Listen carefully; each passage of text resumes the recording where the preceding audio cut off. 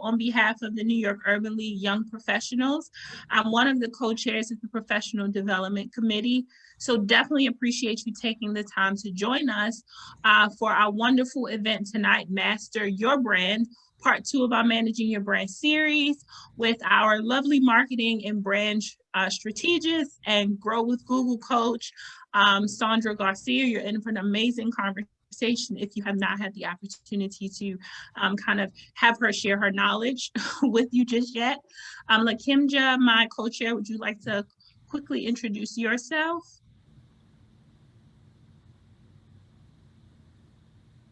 Hey everyone, Lakimja here from Brooklyn, and I am about to launch a very quick poll because I want to see where y'all are from. Actually, I'm going to end and I'm going to relaunch the poll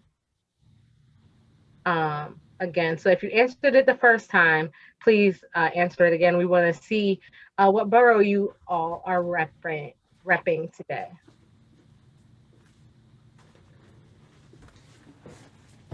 Okay. Brooklyn and Manhattan looks like it's tied up, literally. So while you take the poll, I'm going to go ahead and take a moment to quickly introduce our guest speaker for this evening, as well as our moderator, one of our fellow YP members, for those of you who are from the New York Urban League Young Professionals.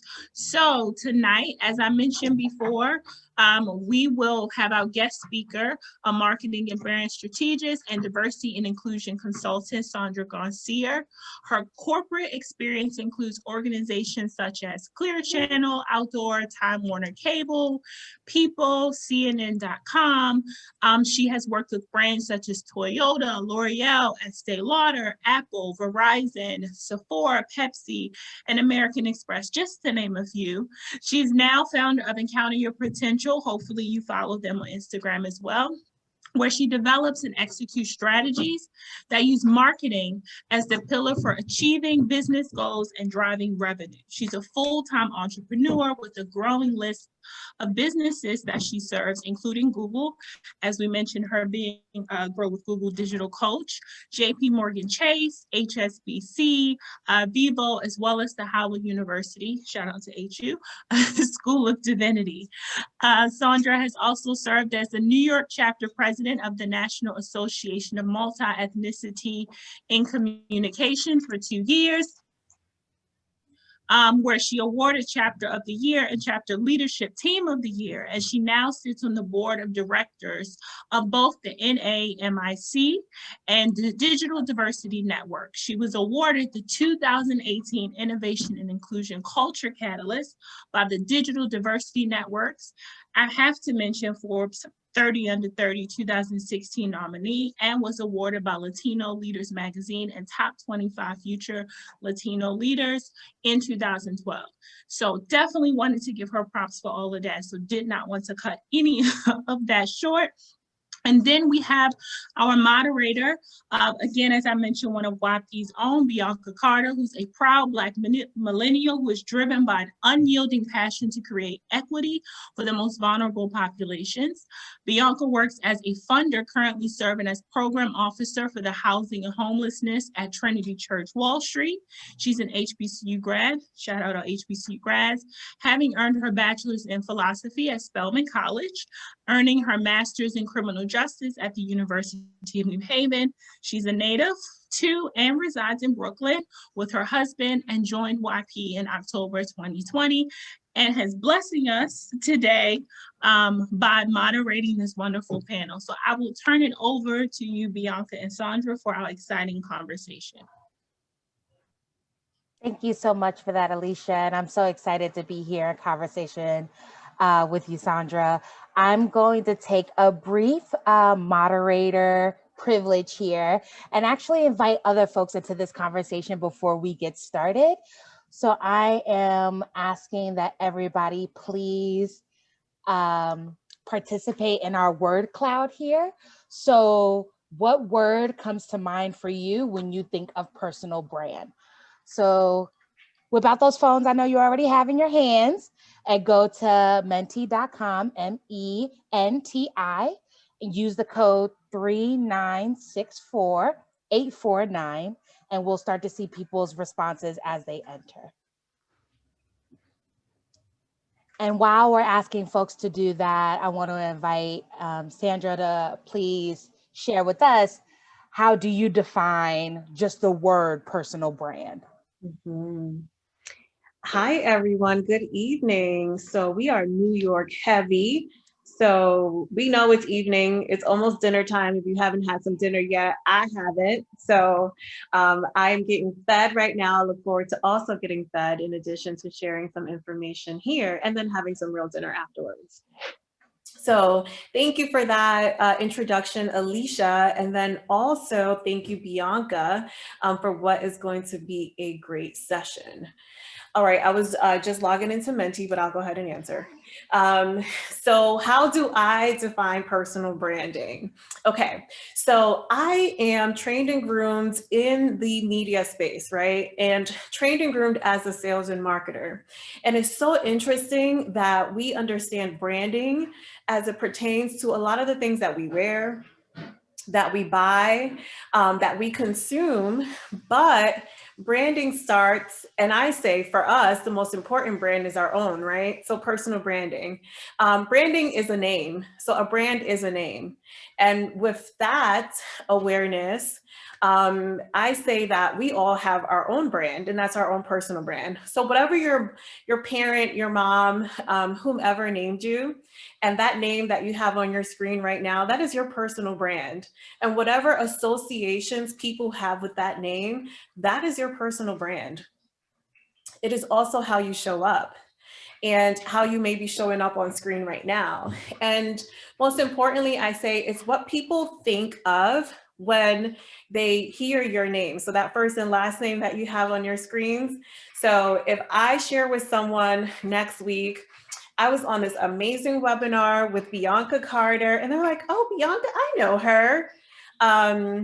That I know her, and what comes to mind when someone is recognizing that brand recognition is your personal brand working for you. So that thought, that image, that experience, that memory that comes to mind is your personal brand at work. Absolutely. So I hear some of what you just said show up here, what people have shared with marketing, lasting impression, individuality. I see some of that showing up here. Do you have any thoughts about some of the other things that have showed up? There's a lot of comments here around creativity, social media, resume. What are your reflections on some of what our community have shared with us? We have an on-point community today because everything is, I would say, right on target. And what is standing out to me right now is reputation. So a lot of what I shared in terms of brand recognition is that reputation that precedes you. So what is that experience that someone has had with you and your brands? Because that is the reputation that you have now created in that individual's eyes. Mm-hmm. Yes, absolutely. So whoever wrote that down, that is such a good one. Another thing, a few other things that I think of in terms of personal branding is how you show up your energy, right? So think about someone that you admire and how they show up. Whenever someone asks me that, I think of Oprah and I think of Michelle Obama. They just have that thing, right? And what that thing is, you can't always describe what that thing is, but that gravitas is part of your personal brand. That aura, that essence is part of your personal brand. So it's hard to actually nail down what that thing is, but I say that thing that people experience is your personal brand at work. I would say, I was thinking as you were talking, all of the things that people think about is your brand when they hear your name. And Michelle showed up last week with all of the things, right? Yes, always. All the things that we love about her, and her personal brand was on 1,000 because she is fabulous. She is just elegance, graceful, all of the things. So she showed up and her personal brand was strong. She left DC, but we remembered, right? When she showed up. And we recognized it immediately when we saw it again. It's like it never left, right? Exactly. The one that the share that stuck out most to me is authenticity. So when I think about that, I want to ask you, how do you define your personal brand? If you had to think of 3 words that come to mind when you're thinking about the kind of impression you want to leave with folks, what comes to mind for you? Yeah, that is such a good question. So I'm going to answer that in 2 different ways. And I'll just share with everyone that I did get the questions in advance, but I try not to prepare because I like to just engage naturally. So these are not prep questions at all. So the one thing that I share, and again, how I also position myself and my brand is feeding off of my corporate experience into who I am now as an entrepreneur. And I say that as an entrepreneur and a business owner, I'm making it up every day. Okay. And I'm using my collective experience to then present for the moment what the moment needs. But just like big brands have a mission, vision, and value, we as individuals and as the CEOs and the CMOs of our own brands should also have a mission, vision, and value. So my 3 things, and I encourage everyone also have 3 things that they want their brand to stand for, is to inform, educate, and inspire. So in everything that I do, and in all the things that Alicia mentioned as she was reading my bio, I try to stay consistent and brand consistent in that everything that I touch, agree to do, including being here today, is in alignment with my personal brand and the experience that I want for people to have with me. And that includes to inform, to inspire, and to educate. It has to fit into one of these 3 things, including brunch with my girlfriends. And if it doesn't, then I cannot commit to it because we're constantly being pulled in so many different ways. Yes, alignment is so important. And big brands are very conscious of alignment and brand consistency. And we are big brands. Our brand and our name is the most important brand that we should care about, no matter where we work, what organization we're a part of. So we should care that we are absolutely aligned as well. Absolutely. So much of what you're saying is resonating, not only with me, but with everyone here in the audience. We're so grateful for what you've shared so far. As you're talking, I'm thinking about, now you mentioned that you're a full-time entrepreneur, but there was a point where you were building your brand and still working for someone else's brand, right? Working for another company. How did you maintain and protect the integrity of your own brand while you were at your former day job? Yeah, that's a great question.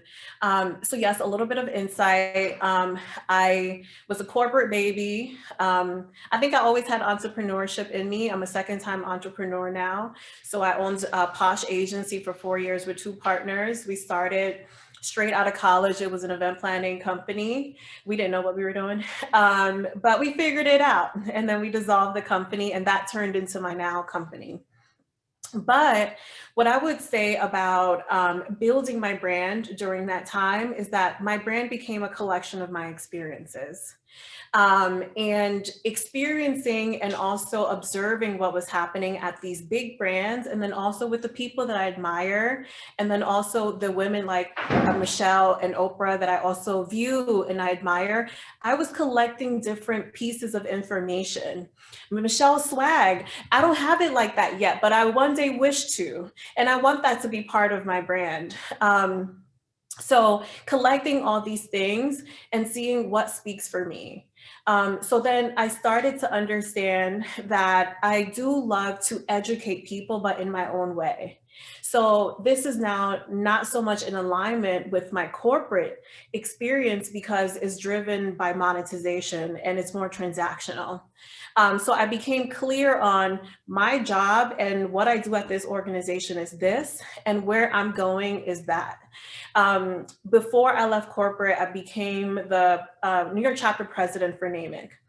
In that experience, I discovered my extreme passion for diversity, equity, and inclusion, and that became a part of my brand. And that fell under the inform, educate, and inspire. So I think to summarize all of that, I was collecting along the way the things that were really meaningful to me and that were in alignment with my own values.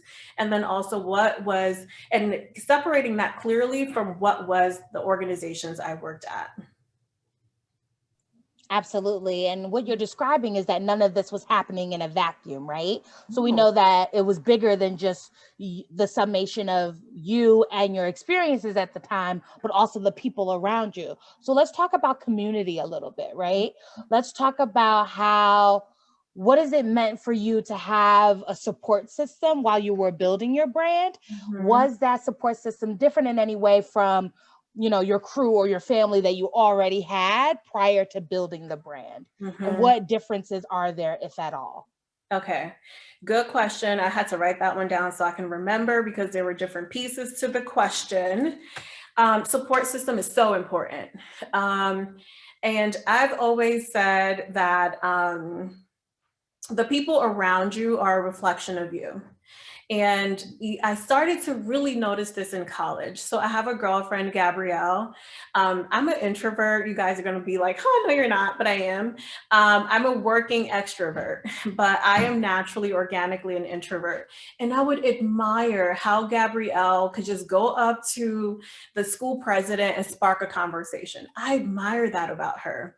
And every girlfriend that I have, there is something about their presence, something about how they navigate that I admire. So I say that I have intentional relationships.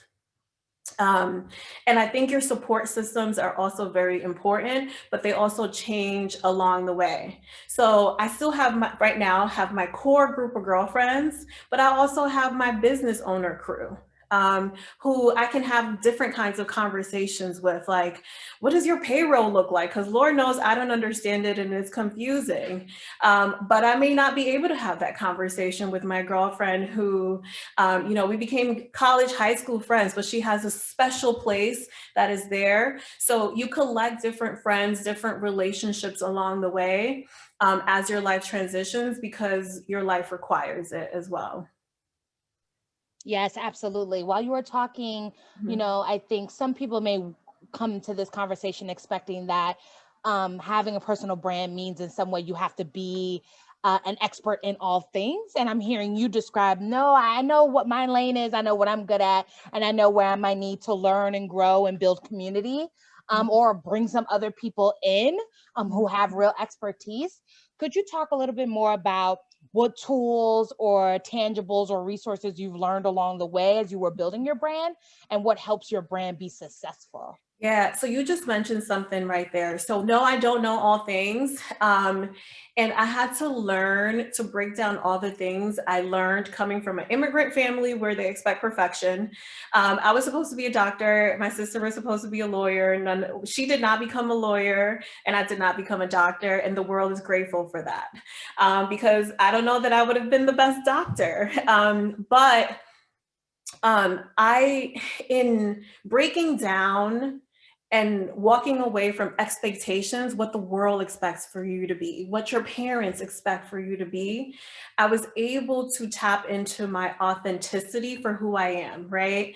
And in corporate America, I felt like I was also very structured. I fell into the mold of being the person I was supposed to be, speaking how I was supposed to speak. And it took me leaving corporate, it took me also getting a divorce to also break the mold of expectation and get comfortable going against the norm and get very comfortable being me. And I think that has fed my personal brand, and it has opened the doors for opportunity to also come my way.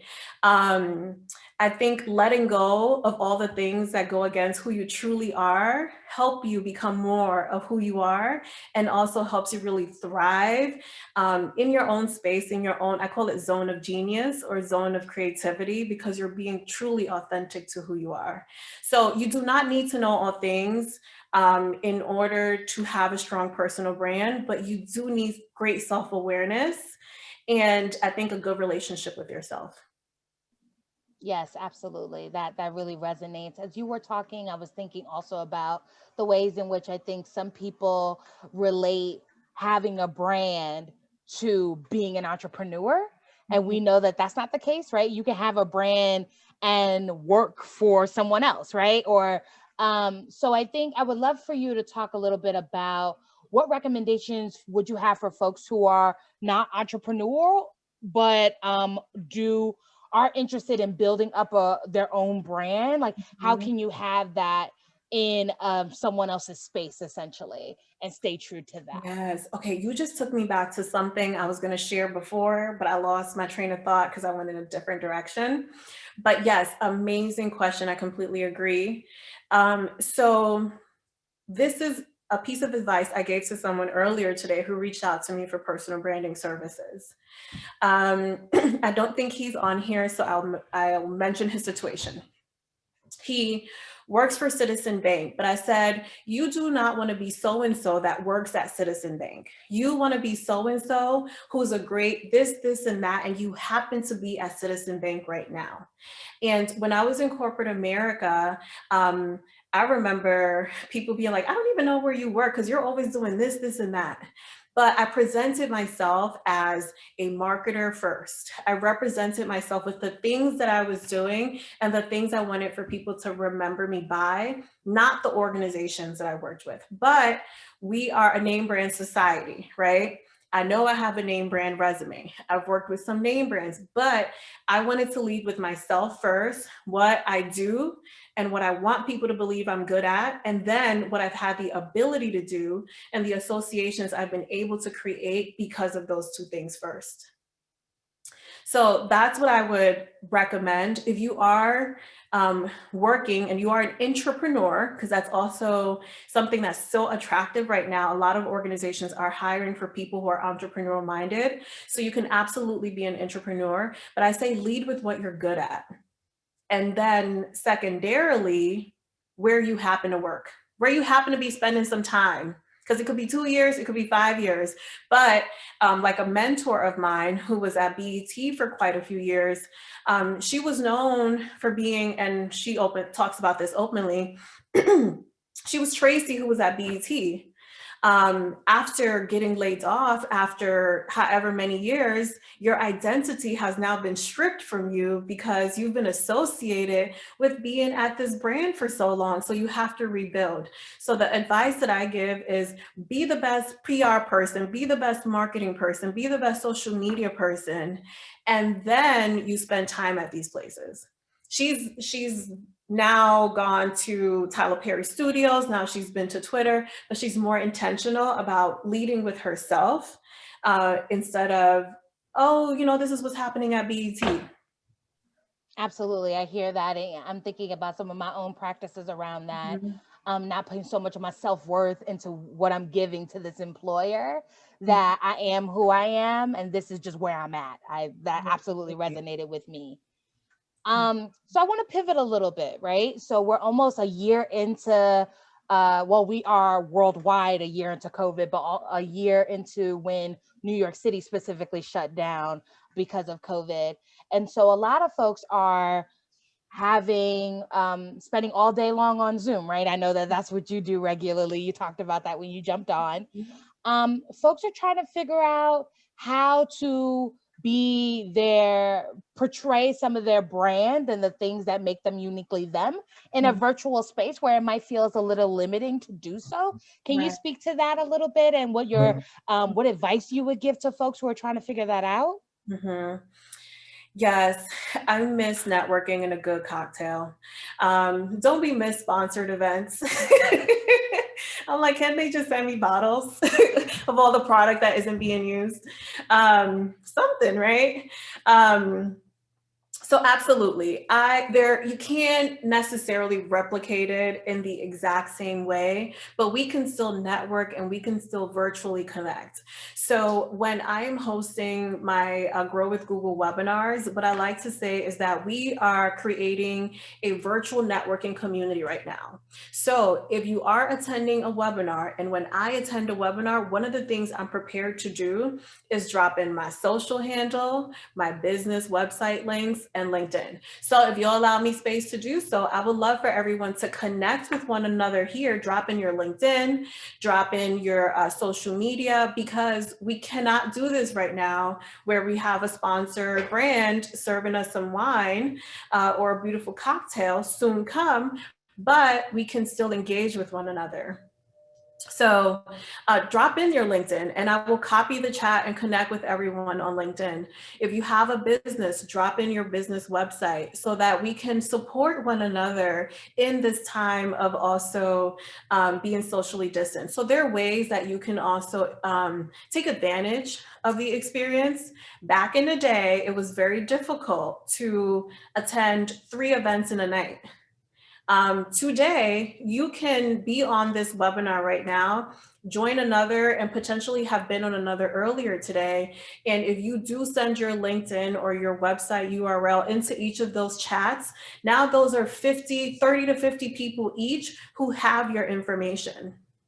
So I say learning to navigate the space and making good use of it is something that we should do instead of focusing on the things that we're kind of not able to do right now. 2020 was my best year so far as a business owner. And it allowed me to focus, to sit still, and to create different kinds of opportunities in this virtual space.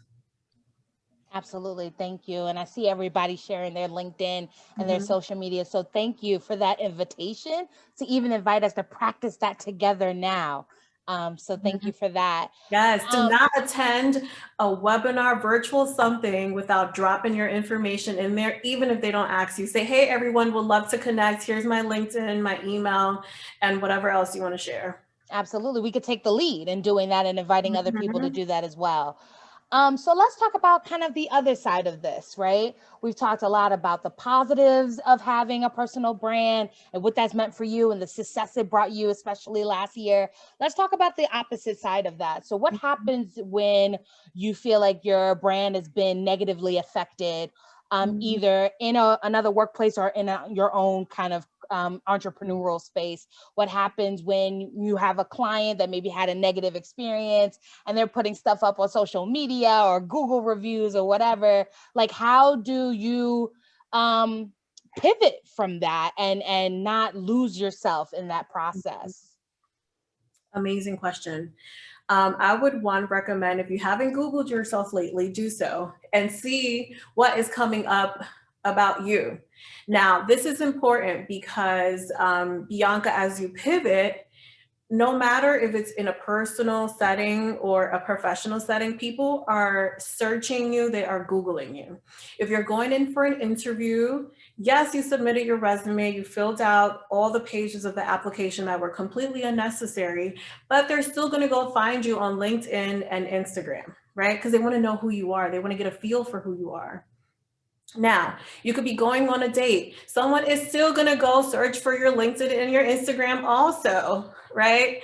Or you're joining a girls trip, whatever have you, whatever situations, people are going to go look you up because that is what we do, right? Now, things might happen here and there that are unfavorable. If you, as you're Googling yourself right now, discover something that you're not so proud of, now is crisis management time. So in the PR world, that is crisis management. Now, 2 things here. You talked about authenticity before, and what is that experience that people have with your brand? If you are brand consistent and you show up authentically and consistently, then the good is going to outweigh that memory someone has with your brand is going to outweigh the hearsay, right? So always lead with that and brand consistency as well, and authentically you. Now, you are going to have to clean up what's out there in the universe. The best way to do that, the way that the professionals do that, unless you have a fixer, is to put more good out there.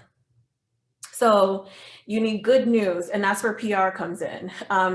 Write some stories, some articles. If you do not have a website yet, create a personal brand website for yourself and list all the things that you're doing. So when someone searches your name, before they can find the misinformation that you had no control of, they find what you have put out into the universe. And that can include, usually when you Google your name, your LinkedIn is going to come up first because LinkedIn has high searchability factors. But also create a website for yourself where you list all the things you've accomplished, all the places you've worked, all the awards, all the places you volunteered. If you're in a creative space, add your portfolio there. Just take control because your brand exists. whether you are currently intentional about it or not, people are experiencing you and experiencing your brand. So take control of it by putting that information out there, and ideally putting more and more out there so it uncovers the things that are not favorable. And to get personal, because we are talking about authenticity and vulnerability, one of my biggest moments was being married and having a different last name. And then all of a sudden that no longer exists, but people are still associating my brand to my identity that was. Right. And it can seem small, but it's actually big, because then people are searching for your work and searching for you, but they're not finding you because that's your old identity. So I can't give relationship advice on here. So I don't know that I have the answer to that. But even that, in terms of just being able to Google yourself and Google your brands and people experiencing your brand like that, that plays a big factor. And the other thing, and Bianca, you're gonna have to let me know when to stop talking because I can talk, is that when you are building these platforms on LinkedIn, on your personal website, make sure you list your first and last name, because that's what people are gonna search. And in terms of how search works on social media, that is also your hashtag. So use your name as a hashtag, because that's how you also become discoverable. So just like search works, search engine marketing, that is hashtagging on social media. So use your name as your brand. That's unless you're not trying to be found for your personal accounts, but that's a separate conversation. So we That is just a have, separate webinar. Invite me back. yes, absolutely. You got it. So we just have one more question before we transition to Q&A. I also want to take this opportunity to ask folks to either prepare their questions or start writing their questions in the chat, because we want to lift those up in this conversation. So now we've got our brand. We've done our PR, we've made it clear, we've been authentic with ourselves, we're doing our thing. But what if we start to feel like there's like a lull, we're just not getting as much engagement, folks are not really finding us, not like booked as much, how do you know it's time to either reassess your brand, revisit that, or pivot or level up? Like, how do you keep it, fresh and spicy and attractive? Bianca, you're full of great questions. Okay, so I'm gonna revert this back again to what happens at big companies, right? Because we're talking about branding. So if anything, branding is not just for big companies, it can be for us as well. Now, one thing that happens every year at big companies, at least when I was there, is that planning time of the year, the budgeting, the strategy time of the year. As individuals managing our own brands, yet again, we should also be strategizing about our brands. And that should be happening constantly. My recommendation is quarterly to revisit, review, and revise what is necessary. So it is the beginning of the year right now. We're all setting goals. We've set amazing goals. Don't sit on those goals. Actively, daily, weekly, monthly pursue those goals. If you can live your life in the form of a 12-week year, where at the end of each quarter, you are revisiting, reviewing, and revising your goals where necessary, that will help you get to your goals faster, if not help you accomplish your goals within a quarter. And every quarter, celebrate a new year. Don't wait until December. Have a 12-week year and set goals at the beginning of every quarter. So I would say, in terms of seeing how things are performing, is consistency. You have to be consistent. And then also, in terms of people engaging with you and being found, people think it's all repetitive, right? So marketing and advertisement, you have to see a message a few good times before you remember it. You see a commercial a few times before you remember the jingle and you start singing the State Farm, sing along, which is me. But it happened after watching it maybe like 3 to 4 times. And now as soon as it comes on, I know how to finish it. Same thing with your brands. People need to see it, experience it, and understand what you do so they can finish it. And that's how referrals work. So make sure you're consistent and you're constantly putting messaging out there and you're constantly improving. And when you do create that website or update your current website, constantly update it also, because that's how it gets refreshed in search cycles. So if it's just sitting there, go update something today or tomorrow so that you come up higher in search results. Absolutely. Thank you so much for everything you've shared so far. I'm now going to pivot and read some of the questions that we've gotten in the chat and encourage folks to continue sending in more questions. Mm-hmm. The first question we have is about burnout, right? Mm-hmm. Like, what are some best practices to prevent that from happening? How do you manage it all to keep all those balls in the air? Mm-hmm. Not just your brand or your day job, but also your life outside of that, your personal life. Just life, right? Right. So I am not perfect at this, but Alicia, what I try to do is schedule the personal things that I need to do into my day in the same way that we schedule meetings. So I know that I'm not always the best morning person. So I will run my errands in the morning. I'll literally block off like an hour. You see my calendar, it looks crazy. Block off an hour. It says run to the post office, drop off UPS, and da-da-da. I'll have a block that says wash hair. It's necessary. Gym, right? Or grocery shopping. Like I'll literally block time on the calendar to do it. And my frame of thought is that even if it doesn't happen during that hour, I move it. I move the block. So I'm switching. So just like people move meetings on your calendar for work, you move the priorities on your calendar in the same way. But one of the best pieces of advice that I got is to prioritize the things that are important to you and do not cancel that meeting on yourself. Do not do that. So I'm still working on also being better about that, but place the time on the calendar and don't cancel on yourself. As you said that, I'm reminded about what my grandmother told me every time I got paid to pay myself first, like put something into savings. It's the same concept. So that was really present with me. The next question we have here is, would you recommend hiring someone to build your social media presence if you don't have that as a specialty? Yes. So not just social media, but in life. I am a master outsourcer. Know your strengths and know your weaknesses. And I think that's part of being self-aware, I mentioned earlier. It may not be because you're not great at it. It can be because it might take you too long to do it. Another thing we don't talk about enough, we talk about ROI, the return on your investment, but also the cost of inaction.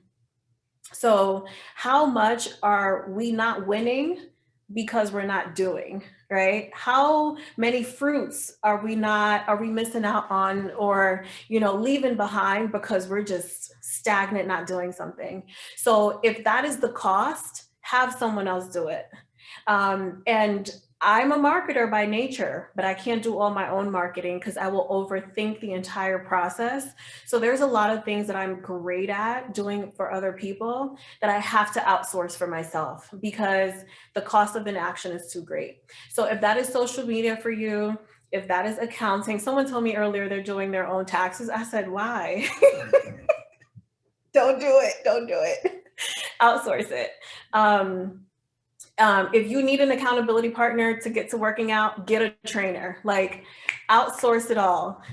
Hire someone to come clean your house. If it's a treat to yourself, I believe in outsourcing. Absolutely. I'm good at outsourcing as well. For me at this point, it's worth paying for it just so I don't have to worry about it. So we have quite a few questions here, so I want to move through them quickly with the time we have left.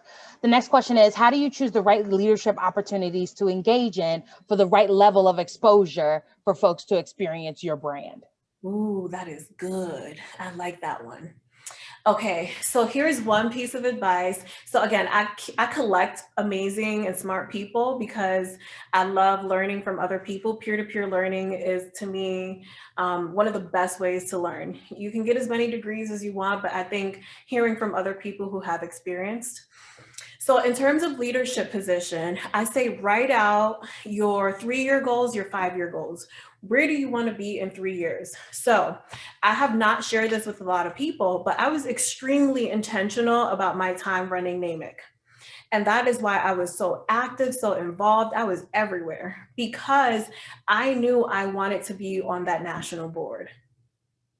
And with intentionality, I also made my case heard and known as I was also beginning to end my term. But first, you need to know what exactly is that direction. You need to know what it is that you want to do. So right now, I am a business owner. I want to eventually get paid to sit on boards. But in order to gain that experience, I need to sit on nonprofit boards to see how things are navigated. So everything is intentional. We talked about alignment, everything flows. So now I'm learning how things navigate. I'm the youngest person on the board. And there are things that comes with that as well. But I also know that I'm a business owner, no longer in the media space proper, but I need to be on that board to also help pull up my business as I'm growing. So be intentional. Just think about where you want to be in 3 years, 5 years, and then think about the moves that you need to make in order to get there. So everything in alignment. Depending on your situation is different. So I would love to hear what leadership positions you're entertaining, where are you looking to go, and then also make strategic decisions in order to actually get there. Absolutely. You also talked earlier about the importance of positioning yourself as a marketer or PR specialist. What are some examples of how you've positioned yourself as an expert outside of the projects at your that you're doing personally at your company? Yes. How am I positioning myself? Okay, so one thing I'll say also, the art of bragging, which especially Black women, we are not always that great at, especially within organizations and at work. So I say practice the art of bragging. We love a to-do list, but do you keep a done list? Tell everyone what you just did and what you just accomplished and remind them often. So keep a done list and a brag list, right? Because we don't always toot our own horn loud enough. So if you are your own CEO and your own CMO of your own brand, then no one can market and advertise and sell your brand louder and stronger than you. So that is how you do that. And when you're doing that, you don't have to worry about competition.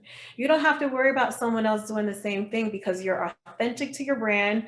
We talked about authenticity. We talked about brand consistency. So you're constantly doing it. So people are constantly experiencing you and your brand.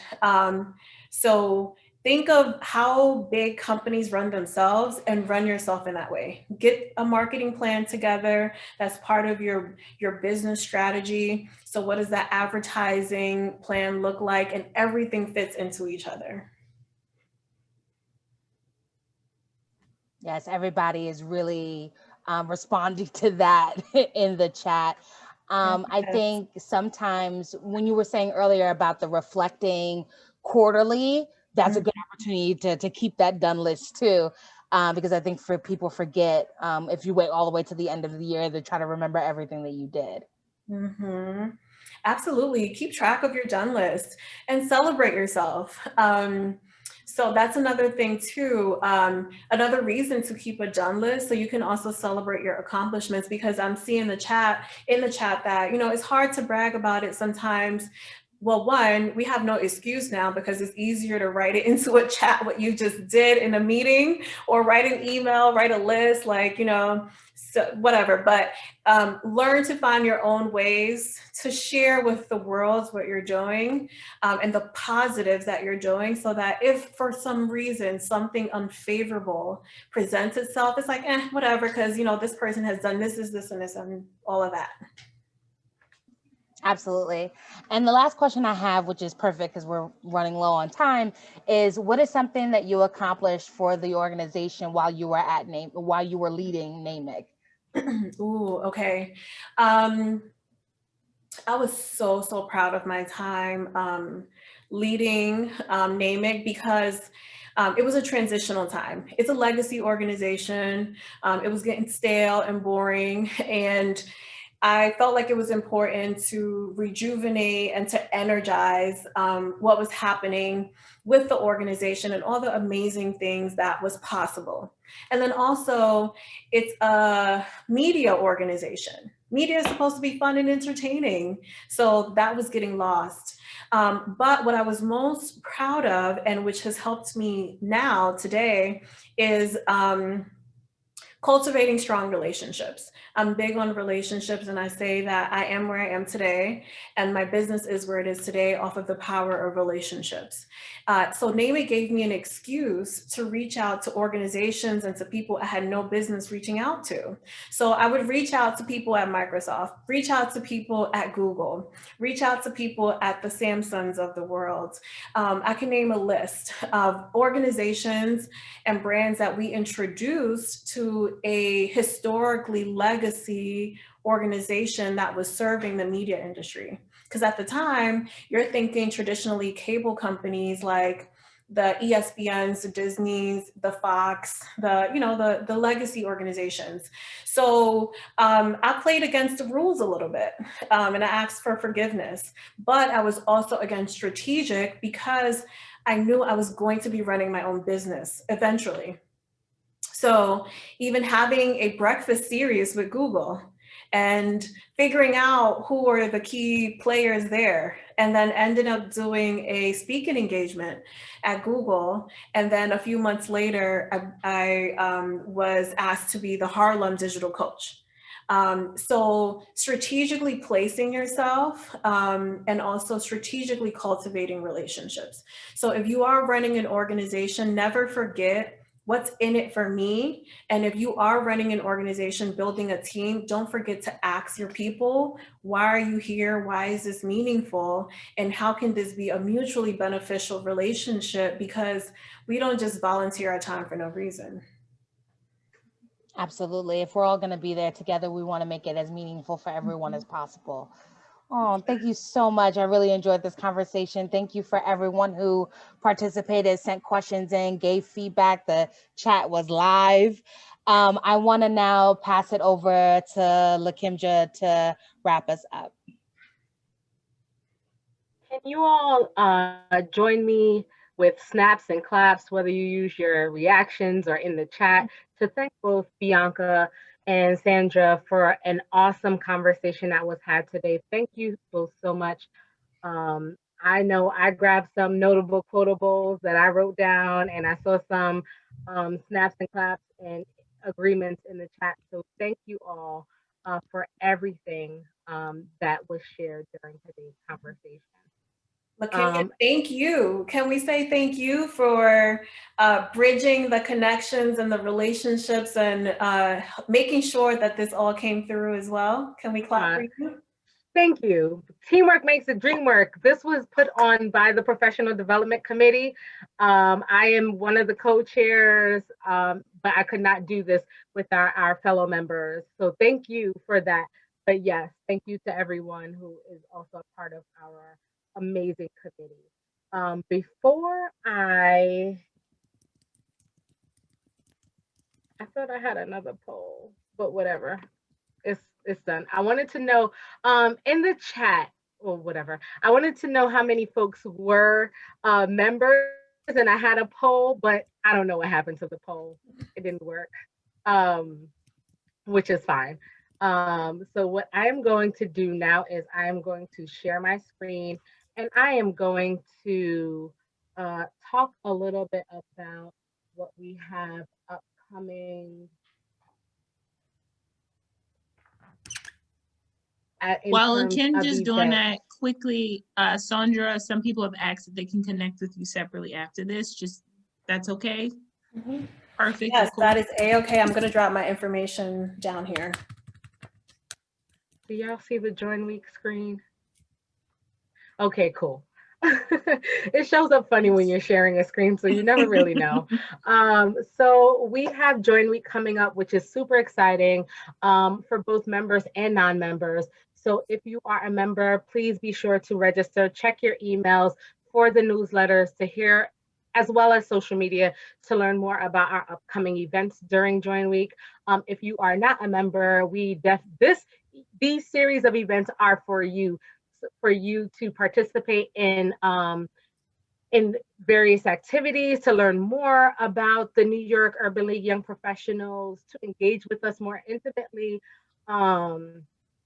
You know, and one of the events that I'm super excited about is being co-facilitated with professional development in partnership with our Treasury and Fund Dev committee, is our conversation with Tiffany, the Budgetnista Aliche.